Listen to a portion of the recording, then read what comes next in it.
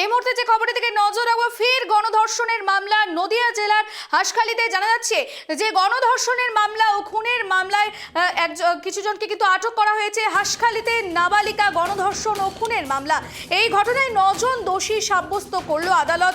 মঙ্গলবার তাদের সাজা ঘোষণার সম্ভাবনা রয়েছে। এই মুহূর্তে যে সবচেয়ে গুরুত্বপূর্ণ খবরের দিকে নজর রাখছি, আবারও গণধর্ষণের মামলা। এর আগেও বিভিন্নবার আমরা কিন্তু গণধর্ষণের মামলা বা ধর্ষণ কাণ্ড কিন্তু আমরা প্রায়শই দেখতে পাচ্ছি। আবারও নদিয়া জেলার হাসখালিতে নাবালিকা গণধর্ষণ ও খুনের মামলা।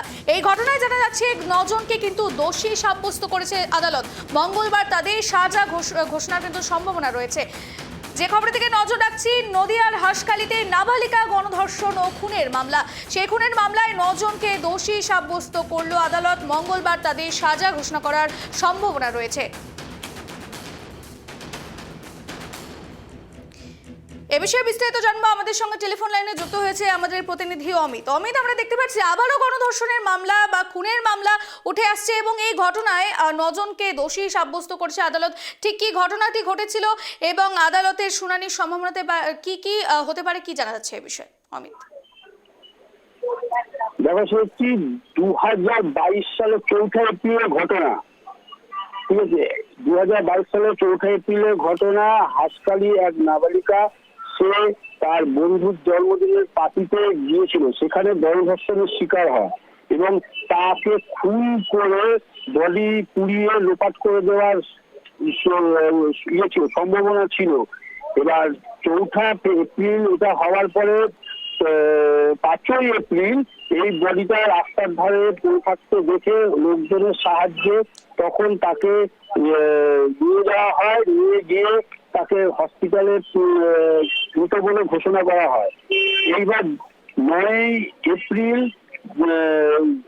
বাড়ির লোকজন হাসখালি থানায় অভিযোগ দায়ের করে কিশোরী পরিবার। 10 এপ্রিল গ্রেপ্তার করা হয় সোহেল নামে এক ব্যক্তিকে। আর 13 এপ্রিল কলকাতা হাইকোর্টের নির্দেশে সিবিআই তদন্ত হয়। কেননা পুলিশ এই তদন্ত ঠিকমতো গতি বাড়াচ্ছিল না, যার ফলে সিবিআই তদন্ত হয়। সিবিআই তদন্ত হওয়াতে 9 জনকে গ্রেপ্তার করেছিল। তার মধ্যে নাম পাওয়া যাচ্ছে সোহেল, দয়ালি, প্রভাকর পোদ্দার ও রঞ্জিত মল্লিক। একটি প্রশ্ন কিন্তু মাথাতে আসছে যে 2022 সালের 4 এপ্রিলের ঘটনা, সেই ঘটনার পর আজ এত দেরি করে এই শুনানি, কি জানা যাচ্ছে এই বিষয়ে? এত দেরি হওয়ার কি কারণ রয়েছে বা পরিবার সূত্র থেকে কি জানা যাচ্ছে এই বিষয়টি নিয়ে?